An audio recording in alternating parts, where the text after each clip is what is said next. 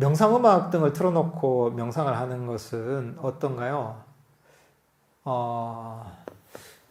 이게 그렇게 좋은 방법은 아닙니다. 명상음악을 틀어놓는 이유는 뭐냐면 이 지루함을 못 견뎌서 그렇거든요.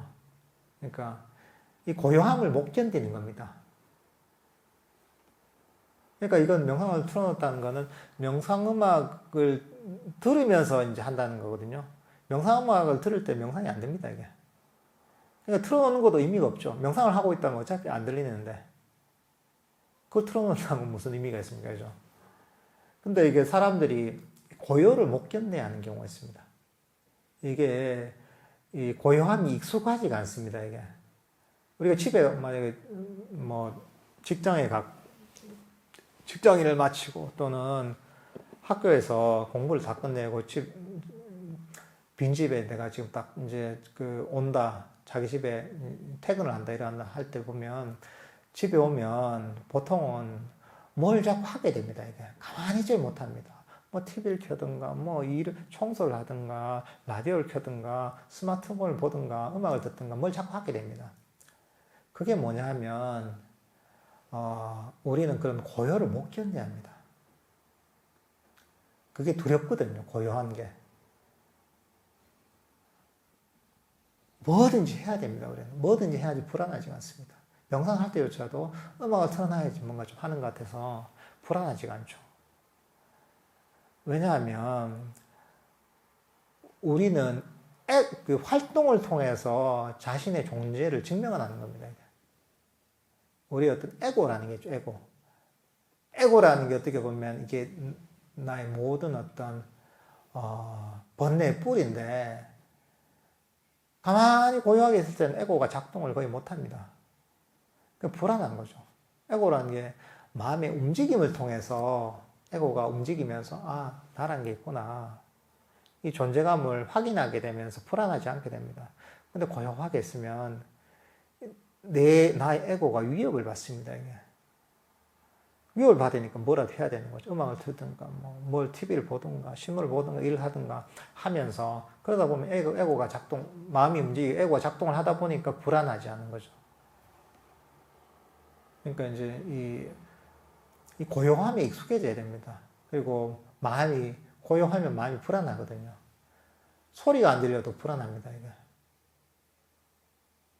제가 옛날에 태국에서 어느 사원에서 좀 있었는데, 그 사원에 아주 깊은 동굴이 있어요, 이게. 한 20m 정도 이제 땅으로 들어간 동굴이 있거든요.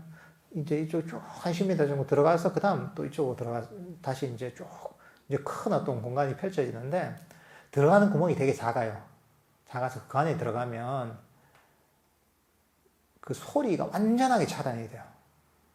우리는 사실 그런 데 있을 기회가 없거든요. 항상 소음에 노출되어 있거든요.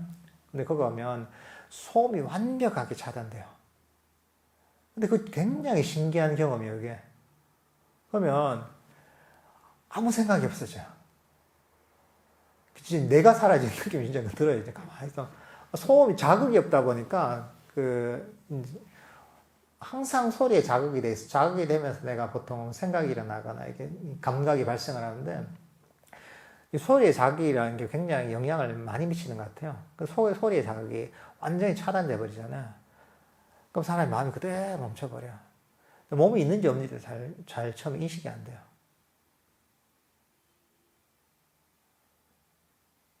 그러니까 이제 자기가 사라진 것 같죠, 이제. 근데 이제 이런 어떤 이 외부의 어떤 소리만 차단이 돼도 사실 이렇게 되잖아요, 그죠? 근데 이제 사실 이 마음속의 어떤 움직임이 멈추잖아요. 움직임이 멈추면, 그러면 우리 자신의 존재감, 에고가 위협을 받습니다. 위협을 받고 그러면 두려움이 생깁니다, 이게. 고요한 방에 가만히 있으면 약간 겁나는 두려움이 좀 생길 때가 있을 겁니다. 그럴 때는 이걸 좋은 걸 봐야죠, 이게. 좋은 게 뭐냐면 에고가 위협을 받고 있다는 겁니다. 에고가 위협을 받고 있다는 것은 에고에서의 소나기에서 내가 이 벗어날 길을 발견했다는 거거든요. 근데 그런 어떤 고요함을 그대로 견디지 않아요. 그 두려움을, 아, 그래, 내가 에고에서 벗어날 수 있는, 에고가 일으키는 번뇌에서 벗어날 수 있는 기회구나 하고서 그대로 가만히 고요를 견디잖아요. 그러면은 내가 이제 뭐랄까, 이제 놓아버림에서 생긴 마음의 평화와 즐거움을 느끼게 됩니다. 특별한 수행이 없이 가만히 방 안에서 가만히 아무것도 안 하고 가만히 앉아만 있어서도 여러분이 그 마음의 어떤 놓아버림에 생긴 마음의 평화랄까? 그런 행복감을 경험할 수가 있습니다. 그러니까 고요하게 한번 그런 시도를 해보십시오. 집 안에 들어가서 정말 할 일이 없을 때 있잖아요. 그럴 때는 아무것도 하지 않고 가만히 그냥 앉아서 한동안 시간을 보내보십시오. 그러면 이 고요의 어떤 맛이 어떤 것인지, 고요의 즐거움이 어떤 것인지 조금 이해가 될 겁니다.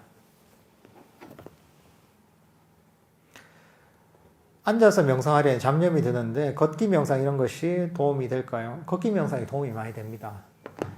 호흡 명상 같은 경우에는 호흡이라는 것이 상당히 미세한 대상입니다. 섬세한 대상이라서 호흡 명상을 해도 잘 안 될 때가 많습니다. 왜냐하면 호흡이 잘 알아차리지 않거든요. 너무 섬세해서. 그 이유는 뭐냐면 우리 마음 챙김이 아직 강하지 않아서 그럽니다. 마음 챙김이 강해져야지 호흡이 쉽게 알아차리는데 마음 챙김이 약하기 때문에 호흡처럼 미세한 대상이 잘 알아차려지지 않고 때로는 뭐 잡념으로 흘러가거나 때로는 졸음이 오거나 이런 경우가 많습니다. 근데 걷기 명상할 때 걷는 거 발이 땅에 닿는 느낌을 알아차리는 게 걷기 명상인데 그거는 호흡보다는 좀 더 거친 대상입니다. 거친 대상이기 때문에 좀 알아차리기가 쉽습니다, 이게. 그러니까 확실하게 알아차려지기 때문에 내 마음이 다른 잡념으로 잘 안 흘러가게 됩니다. 그러니까 이 걷기 명상을 통해서 처음에 쭉 거친 마음을 좀 가라앉히고 마음 챙김을 개발하고 나서 그 다음에 내가 딱 앉아서 호흡 명상을 하면 호흡 명상이 훨씬 전보다 쉽게 됩니다. 마음 챙김이 걷기 명상을 통해 개발됐기 때문에 특히나 처음에는 걷기 명상을 좀 많이 해서 마음 챙김을 개발하는 것도 아주 좋은 방법입니다. 이제 특히나 이 두 가지를 잘 병행을 해서 이렇게 명상을 하면 그 명상하는데 좀 시너지가 날 수가 있습니다. 그러니까 걷기 명상과 호흡 명상 이런 것들은 적절하게 섞어서 하면 좋습니다. 예. 유도 명상을 틀어놓고 합니다. 10분 명상 또는 20분 명상, 자해 명상을 이용하는데 이거 없으면 명상을 못합니다. 이거를 준다는 느낌에 안심이 되었어요. 계속 이렇게 해도 괜찮은 건가요? 안 하는 것보다 얼마나 낫습니까? 그렇잖아요. 안 하는 것보다 얼마나 좋아요? 얼마나 낫습니까, 이게? 쭉 이렇게 꾸준히 하다 보면 어느 순간에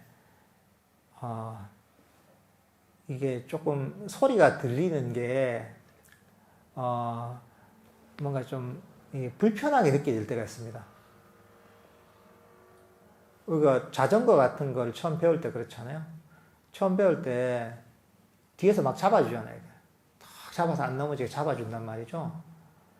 처음엔 좀 잡아줘야지 가죠, 그죠? 이 자전거를 못하니까 안 잡아주면 바로 넘어가니까.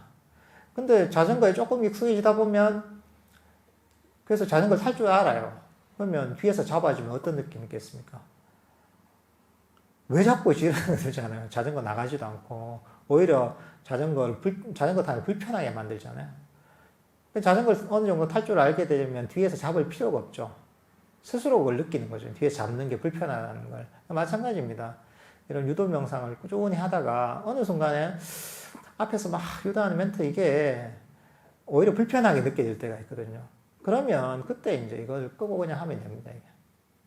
뭐 그전에는 뭐 듣고 많이 하셔도 괜찮습니다.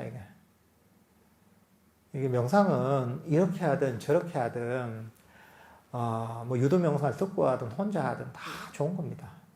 그러니까 이렇게 하든 저렇게 하든 앉아서 하든 서서 하든 누워서 하든 5분을 하든 10분을 하든 1시간, 2시간 하든 다 좋은 겁니다. 그러니까 차별하지 마시고 뭐 유도 명상을 해도 괜찮습니다. 예.